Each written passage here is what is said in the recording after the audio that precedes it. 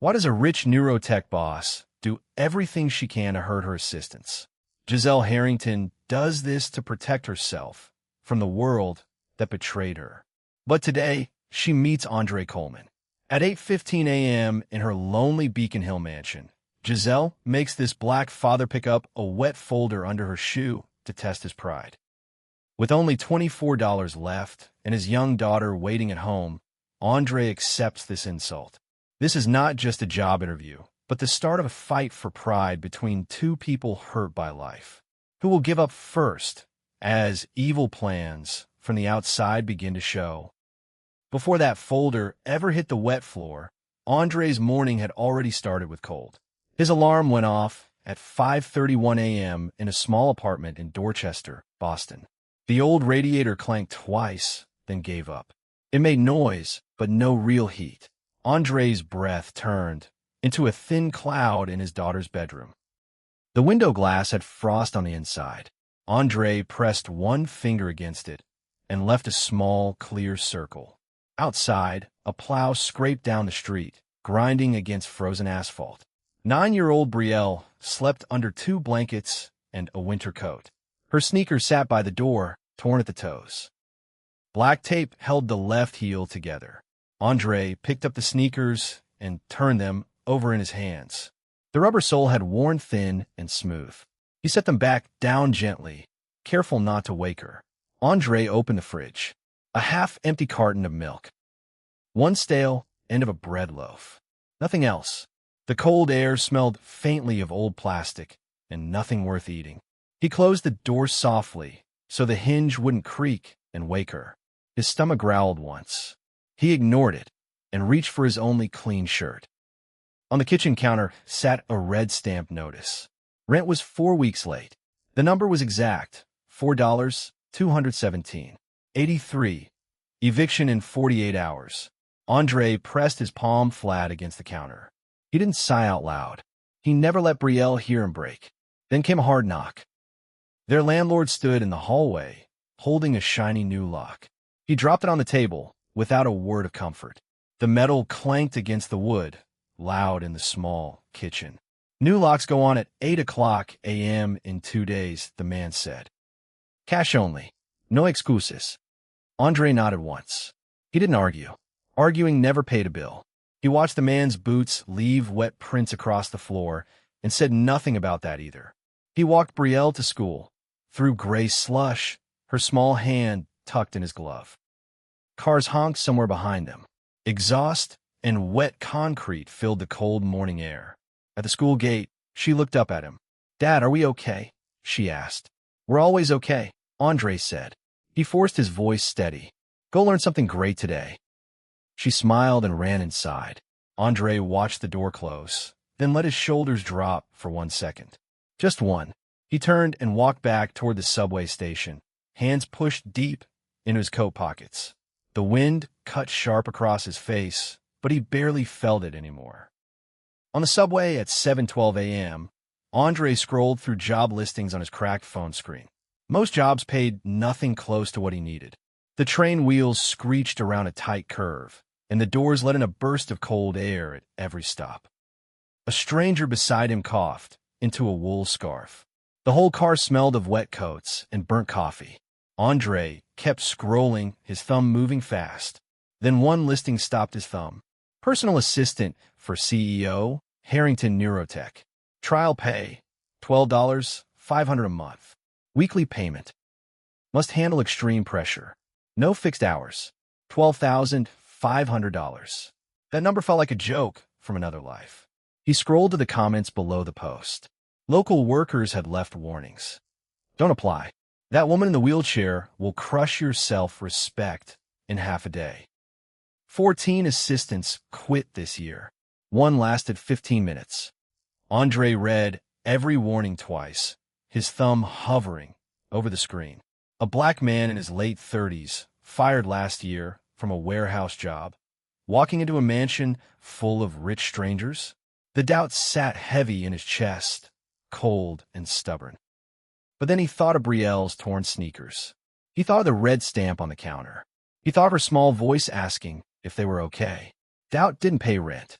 He straightened his back and kept scrolling until he found the address. 2 hours later, Andre stood outside a glass tower in downtown Boston, the company's main office. His interview had been moved to the CEO's private home instead, a quick text explained.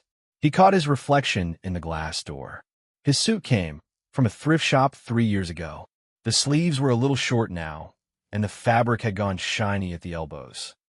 Around him, men in tailored coats pushed through the revolving door without looking at him once. Their leather shoes clicked sharp against the marble steps. Andre smoothed down his collar with 2 fingers. He caught the smell of cologne and fresh coffee drifting from the lobby doors. None of it belonged to him. His stomach tightened. He remembered being a star athlete in high school, proud and strong. That pride whispered now, telling him to walk away, before he got humiliated. He pulled out his phone and checked his bank balance. $24. 12. That was all that stood between his family and the cold street. Then a text buzzed in. Brielle had sent a photo of a crayon drawing. A huge man held up a sky full of snow, and under it she'd written, "Dad is my strongest superhero." Andre stared at the drawing for a long moment. His fear didn't disappear, but something steadier replaced it. He traced his thumb over the small crayon letters on the screen. He wasn't here to beg. He was here to fight for his daughter's future. He walked toward the car, waiting to take him up the snowy hill to Beacon Hill. Inside the mansion's marble hallway, a woman in her 50s intercepted him before the interview room. Her name tag read Clara Gable, head of household. Her shoes made no sound at all on the polished floor. She had sharp eyes and a low voice. "If you want to last past 15 minutes, she whispered. Never look at her legs with pity. Not once. Andre nodded slowly. He didn't fully understand yet, but he filed the warning away. Clara led him down a hallway lined with cold concrete walls. A heating vent hissed somewhere above them, low and steady.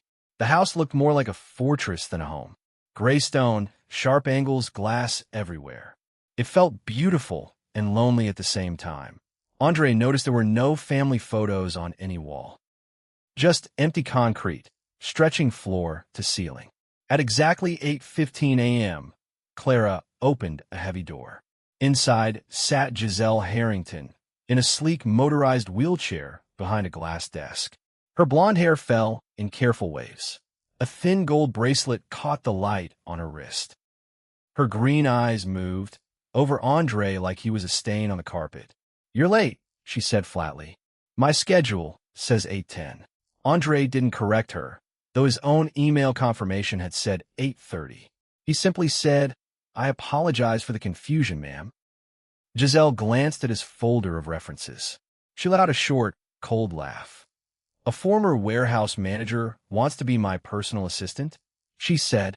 "How adorable." Then, without warning, she flicked her wrist. The folder slid off the desk and landed in a puddle of melted snow near her wheelchair wheels. "Pick it up," she said. "Every page. Straighten each one before you set it back down." The room went still. Somewhere, a heater hummed low, filling the silence with a small mechanical breath. A radiator ticked once behind the glass wall. Andre felt heat rise up his neck. He held it there, buried, and said nothing. He lowered himself onto one knee on the freezing concrete floor. Cold bit through the fabric of his pants instantly. His rough fingers touched the wet paper, gentle and careful. He smoothed each page flat against his thigh before stacking them. Water soaked into his cuff. He didn't flinch. Page by page, he worked in silence, his jaw locked tight. Giselle watched him with narrowed eyes. "I figured a proud man like you would have more dignity than this." Andre looked up at her, steady and calm. "My dignity is in feeding my daughter," he said, "not in a puddle on your floor." 5 long seconds passed. The clock on the wall ticked louder than it should have. Then Giselle slid a contract across the glass desk. "Start today," she said. "If you quit by tomorrow, you still get 1 paycheck. Most people quit by tomorrow." Andre signed his name, without hesitation, the pen scratching quick across the paper. He had just walked into the hardest job of his life. Outside the window, Snow kept falling, thick and endless, over the frozen city. By 1:30 p.m., a snowstorm knocked out the mansion's main power. The backup elevator stopped working mid-shaft. Giselle needed to reach her lab on the third floor for a scheduled medication. The stone staircase spiraled up, steep and narrow. "Carry me," she ordered, testing him again. "Or should I call this your resignation?" Wind howled against the tall windows. Somewhere below, ice cracked off the roof and hit the ground with a sharp thud. Andre lifted her carefully, one arm under her knees, one behind her back. She was tense at first, every muscle locked with pride. He climbed the stairs slow and sure, careful with every step. The stone steps felt rough and cold under his shoes. Her hand gripped his shoulder tighter near the top, though she never said a word about it.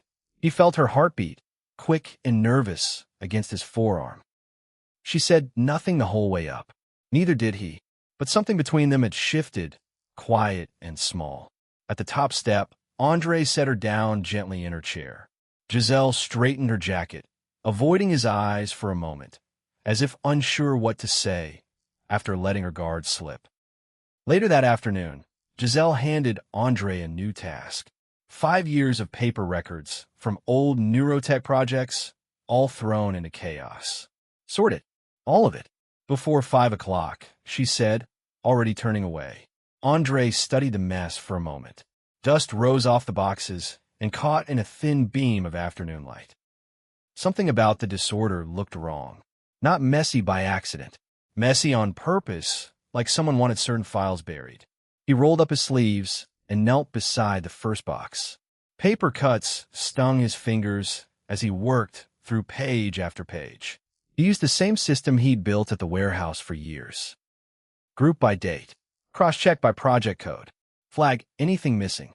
By 4:58 p.m., every folder sat in perfect order on Giselle's desk. She flipped through them, stunned into silence. Her fingers traced the neat tabs one by one. "How?" she finally asked. "Did you do this in 3 hours?" "I spent 10 years organizing chaos for less pay," Andre said simply. This wasn't so different.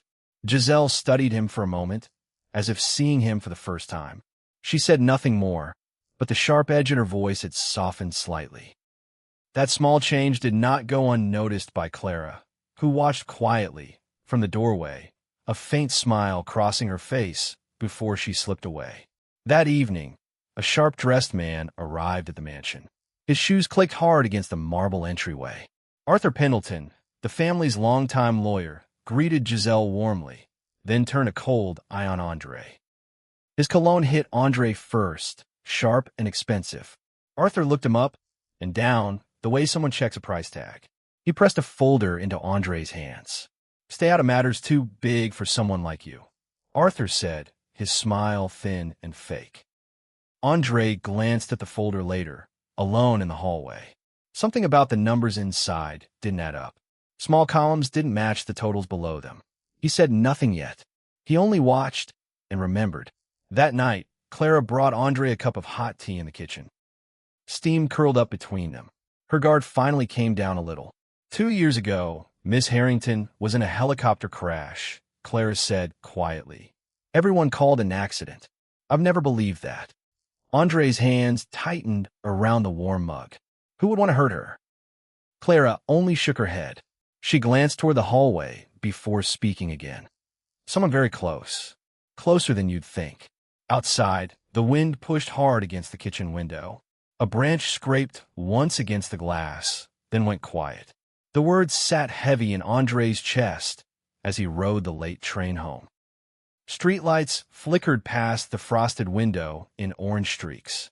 He had not signed up for secrets, mysteries, or danger. He had signed up for a paycheck. But something about this house and this woman had already pulled him in deeper. Over the following days, Andre noticed something troubling. Giselle skipped her physical therapy sessions again and again. A therapist called twice, and both times Giselle told Andre to make an excuse. Her muscles grew tighter, more painful, and she hid it behind her sharp tongue. One morning, Andre found her wincing quietly as she reached for a cup of coffee. She caught him watching and snapped at him to look away. He did, but he kept noticing.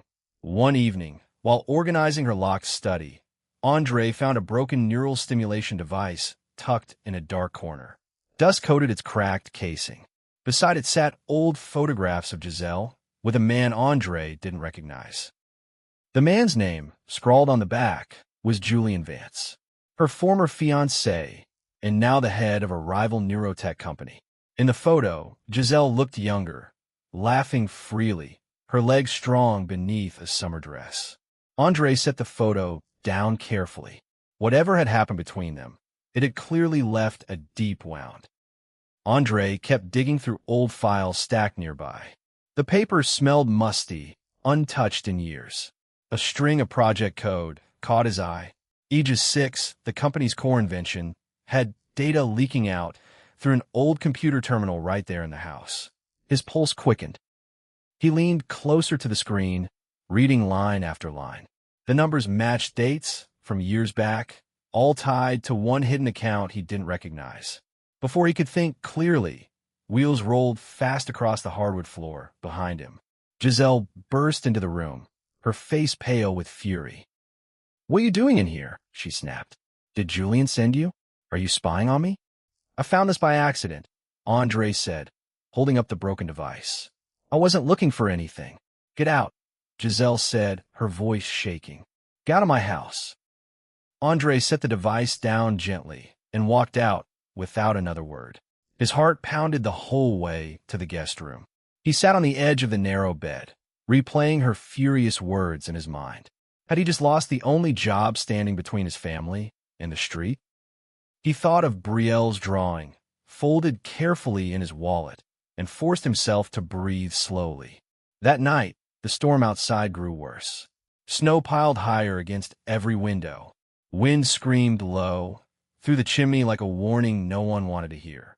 At 11:42 p.m., the backup generator failed completely. The entire mansion went dark and silent. Every hum, every click, every small mechanical breath simply stopped. Then Andre heard a sharp, choking gasp from down the hall. He ran toward Giselle's room and found her gripping her chest, unable to breathe. Her lips had gone pale in the dim light. Her spine injury had triggered a dangerous muscle spasm around her lungs. Her phone showed no signal. The road down the hill sat buried under 6 feet of snow. No ambulance could reach them in time. Her emergency medication sat locked inside a smart cabinet, one that needed power to open. The little indicator light stayed dark, useless. Andre didn't wait for the power to return. He grabbed a heavy candle holder and smashed the reinforced glass with his bare fist. A shard sliced deep into his palm, but he didn't stop. Blood dripped onto the floor as he pulled the medication free. It ran warm down his wrist unnoticed. He knelt beside Giselle, remembering old training from his athlete days. He counted her breaths, pressed carefully on her chest, guided air back into her lungs by candlelight. Wax dripped slowly onto the nightstand, the only clock they had left. Minutes crawled by like hours. Giselle's eyes fluttered, then focused on his face. For the first time, she saw something in his eyes that wasn't pity or fear, just quiet, honest worry for another human being. Her breathing steadied, slow and even at last. She had survived, barely, in the dark. Andre sat back on his heels, his own chest heaving with relief. His bandaged hand throbbed in time with his racing heart. By 3:00 a.m., the crisis had passed. Giselle lay exhausted against her pillows, drained but alive. Candlelight flickered soft shadows across the ceiling. She looked at Andre's bloody hand, then at his tired face. Her voice came out cracked and small. For the first time since he'd met her, she let her guard fall completely. Tears slid down her cheeks, silent and unstoppable. "I push everyone away," she whispered, "because being helpless again terrifies me more than being alone." Andre wrapped his injured hand in a clean towel and said nothing. He simply listened, letting the silence hold space for her words. Outside, the storm had finally softened into a light, quiet snow. Giselle finally told him the truth about the helicopter crash 2 years earlier. Her voice shook as she spoke, but she did not stop. It had not been an accident. Julian Vance had arranged it, hoping to seize control of the Aegis 6 technology for himself. Arthur Pendleton, the family lawyer, had helped Julian forge medical reports. Those reports claimed Giselle was mentally unfit to run her own company. Every signature, every stamp had been faked to look official. Andre's jaw tightened as the pieces locked together. The messy files, the leaked code, the strange warning from Arthur. It all made sense now. Giselle reached for a checkbook on her nightstand. Her hand trembled as she wrote a number, exactly $6,000. Pay your rent, she said. Save your daughter's home first. Then come back and help me save mine. Andre took the check, his throat tight with disbelief. The paper felt strangely heavy in his hand. He had walked into this house looking for a paycheck. He was walking out with something closer to a promise. He reached his apartment just after 6 o'clock a.m. The sky outside had turned a pale, tired gray. Brielle was still asleep, safe under her blankets, her breathing slow and even. He paid off the $4.217.83 debt online before she even opened her eyes. The confirmation screen blinked green across his cracked phone. Their home, at least for now, was safe. Andre sat on the edge of her bed and watched her sleep for a long moment. His injured hand throbbed under the bandage. He didn't care, but peace never lasts long when powerful enemies feel threatened. Julian Vance had learned that Andre now held proof of the leaked code. He moved fast to protect himself.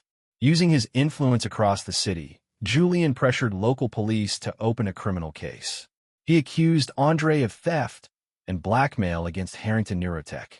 2 officers showed up at Andre's apartment door that same afternoon. Their radios crackled static in the narrow hallway. Brielle stood frozen behind him, watching with wide, scared eyes. "Sir, we need you to come with us," one officer said. "There's a formal complaint against you." Andre's mind raced. His hands felt cold and heavy at his sides. If he went to jail now, he would lose custody of Brielle. Giselle would face her enemies completely alone tomorrow morning. He knelt down and looked Brielle in the eyes. "Everything is going to be fine," he told her, keeping his voice level. "I promise you that." He asked for one phone call before anything else happened. The officers, seeing his calm request, allowed it. He called Clara Gable. His voice stayed steady, but urgency cut through every word. "Julian is moving against me," Andre said. "If I go to jail, Giselle loses everything tomorrow." There was a short pause on the line.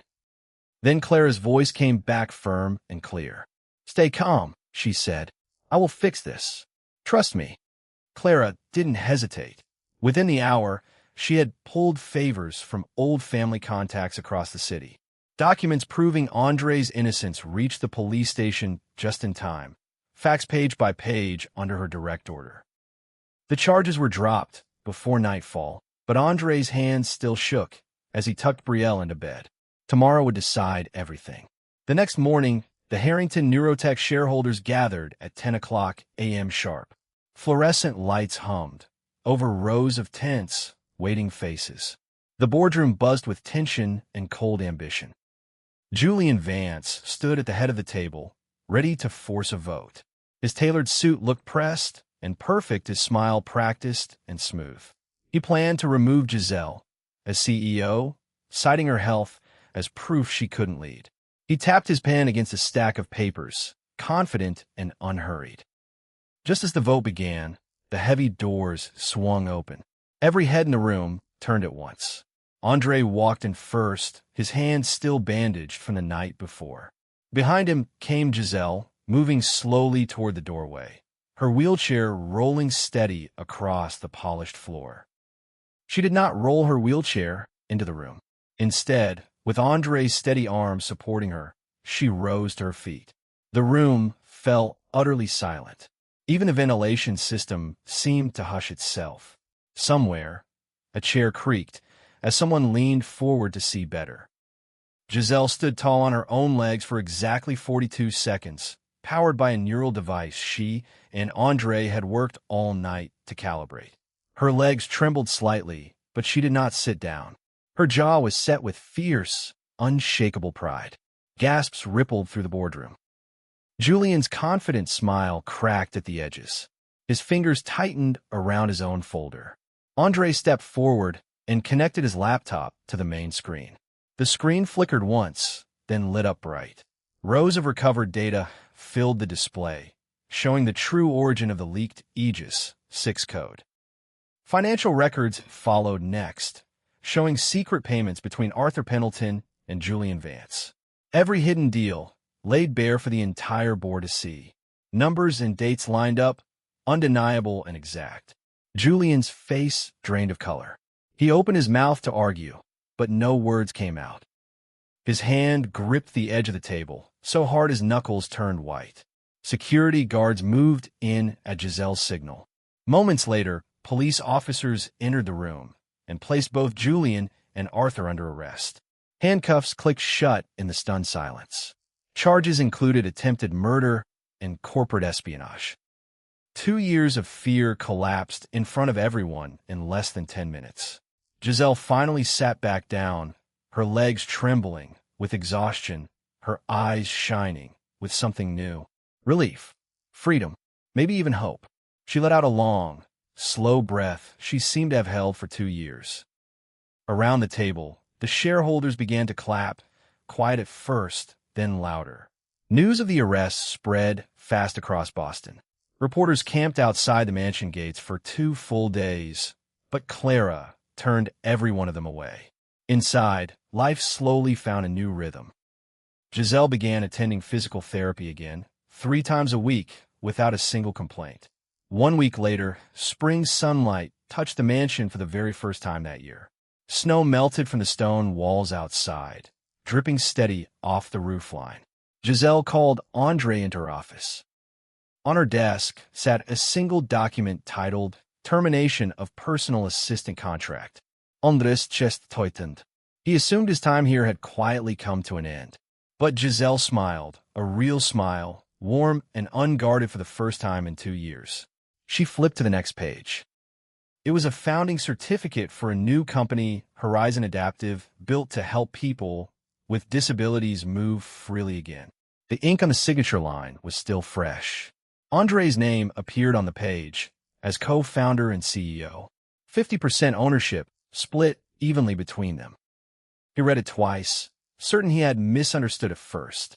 "You never once looked at me like I was broken," Giselle said. "I want to build something with you, not just work beside you." Andre stared at the paper, speechless for a long moment. Somewhere outside, a bird called out in the new spring air, the first he had heard in months. Then he simply nodded, unable to find words big enough for the moment. Just then, Brielle ran into the room, clutching a box of crayons. Her sneakers were new now, bright white and unmarked. She hurried straight to the cold, gray concrete wall of the mansion. With careful little strokes, she taped up a fresh drawing, humming softly to herself. 3 figures held hands under a bright yellow sun. Andre, Brielle, and Giselle, walking together. Giselle wheeled closer and studied the drawing for a long moment. Her eyes softened at the corners. She reached out and touched the edge of the paper, careful not to tear it. Andre stood behind them both, watching 2 people he loved find peace in the same quiet room. The brutalist wall, once cold and lonely, finally felt like something warmer. Sunlight spilled across the concrete, catching every crayon color. It felt, at last, like a real home,